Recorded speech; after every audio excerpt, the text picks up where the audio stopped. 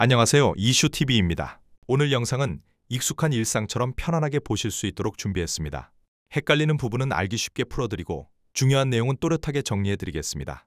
티엔산, 신장, 하늘의 산맥, 대조의 교과서. 티엔산은 눈 덮인 거대한 산맥입니다. 수천 년 동안 실크로드를 굽어보며 인간의 시간과 발자취를 묵묵히 지켜온 하늘의 거인이지요. 가장 높은 봉우리는 칼날처럼 하늘을 가르고 그 발치에는 수정 같은 호수와 푸른 초원이 그림처럼 펼쳐져 있습니다. 유목민의 말발굽 소리, 빙하가 흘러내리는 느린 언어, 하늘 위를 원형으로 도는 황금 독수리의 날개짓, 장엄한 스케일과 섬세한 디테일이 충돌하지 않고 조화롭게 어우러집니다. 우리들에게 티엔산은 특별한 가르침을 줍니다. 그 앞에서 우리의 시간과 존재가 작아진다는 사실을 인정하게 되지만 그 작음은 결코 패배가 아닙니다. 오히려 회복이며 자연 앞에서 본래의 자신으로 돌아가는 길이지요. 젊을 때는 늘 커야 한다고, 더 빨라야 한다고, 앞서야 한다고 믿고 달려왔습니다. 그러나 티엔산은 가르칩니다. 너무 큰 것을 담담히 바라보는 법, 너무 작은 자신을 따뜻하게 사랑하는 법. 그 두 가지를 동시에 배우는 것이 성숙의 또 다른 이름이라고.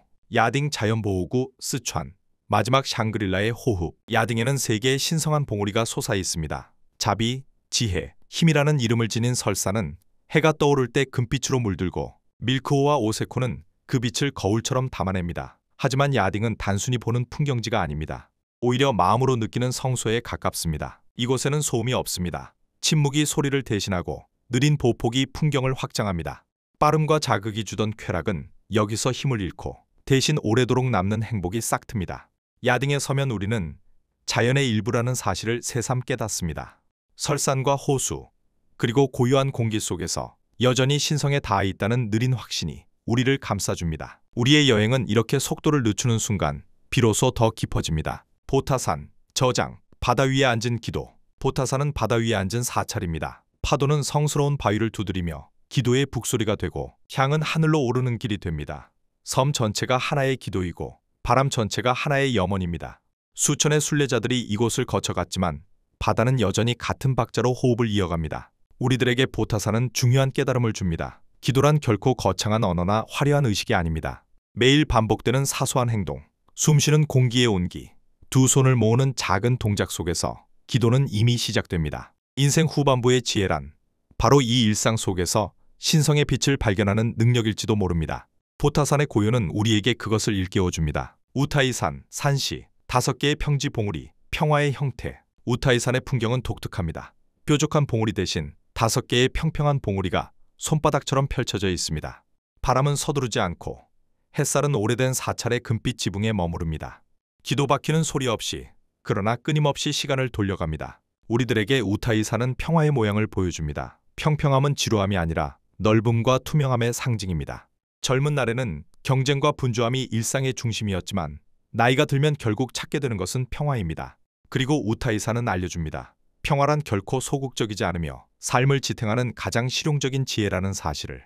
여름에도 서늘한 공기를 머금은 이곳의 풍경은 마음속 깊은 안심을 선물합니다. 왕선곡 장시, 불사의 계곡에서 길을 잃는 법. 왕선곡은 언제나 안개가 걸려있고 바위는 기묘한 각도로 솟아있으며 나침반조차 흔들리는 계곡입니다. 전설은 말합니다. 순수한 마음으로 들어간 자만이 다른 세계와 이어진다고. 믿거나 말거나 중요한 것은 느낌입니다. 방향을 잃고 방황하는 순간에도 우리는 묘한 매혹과 설렘을 느낍니다. 현실의 가장자리에 서 있다는 특별한 감각이지요. 우리들에게 길을 잃는 경험은 두려움이 아니라 해방일 수 있습니다. 더 이상 모든 것을 통제할 필요가 없다는 사실을 인정하고 잠시 배회해도 괜찮다는 마음을 배웁니다. 때로는 길을 잃는 법을 아는 것이야말로 진짜 길을 찾는 가장 빠른 방법이 됩니다.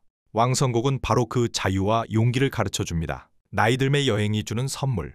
티엔산에서 왕선곡까지 5곳의 풍경은 단순한 명승지가 아닙니다. 그것은 시니어 세대에게 건네지는 인생의 교과서이자 남은 여정을 비추는 등불입니다. 산맥과 계곡은 저마다 다른 표정을 지니고 있지만 공통적으로 우리에게 던지는 메시지가 있습니다. 크고 작은 것의 조화, 느림 속에서 자라는 행복, 일상에 숨어있는 기도의 의미, 평화가 지닌 실용적인 힘, 그리고 길을 잃는 용기, 모두가 인생 후반부를 살아가는 데 필요한 자산이자 지혜입니다. 여행은 결국 풍경을 보는 것이 아니라 자기 자신을 다시 만나는 과정입니다. 눈 덮인 봉우리를 바라보며 우리는 젊은 날의 열정과 무모함을 떠올리고 고요한 호수 앞에서는 지나온 세월의 파문을 되돌아봅니다. 오래된 사찰의 종소리 속에서는 이미 떠나간 사람들의 목소리를 듣고 안개 낀 계곡에서는 아직 걸어가야 할 길을 상상합니다. 자연의 품에 서는 순간 우리는 다시금 자신이 얼마나 작은 존재인지, 그러나 동시에 얼마나 소중한 존재인지 깨닫습니다. 나이는 단순한 숫자가 아닙니다. 그것은 새로운 배움과 성찰의 또 다른 계단입니다. 나이가 들수록 세상은 좁아지는 것이 아니라 오히려 깊어집니다. 우리는 속도의 경쟁에서 물러나 대신 깊이의 경쟁에 참여하게 됩니다. 하루하루가 단순히 흘러가는 시간이 아니라 의미를 새기고 지혜를 축적하는 시간이 됩니다. 이 깨달음은 여행이라는 경험을 통해 더욱 선명해집니다. 우리들의 여행은 결코 끝이 아닙니다. 오히려 또 하나의 시작입니다. 인생의 후반부에 찾아온 이 여정은 남은 날들을 어떻게 살아갈 것인가에 대한 답을 들려줍니다. 그리고 그 시작은 언제나 동일한 토대 위에 서 있습니다. 우리가 여전히 배울 수 있고 여전히 성장할 수 있다는 깊은 확신. 이 확신이야말로 우리들의 여행이 주는 가장 큰 선물입니다. 그러므로 나이 들면 멈춤이 아니라 새로운 출발선입니다. 여행은 그 출발선에서 우리에게 손을 내밉니다. 다가오는 풍경 속에서, 아직 살아갈 시간 속에서 우리는 다시 길을 떠납니다. 그리고 그 길 위에서 배움과 성찰은 계속 이어집니다. 영상이 유익했다면 구독, 좋아요로 응원해주세요. 다른 관점도 환영합니다. 예의와 근거를 담아 댓글로 남겨주세요. 공유. 한 번이 누군가의 오해를 줄입니다.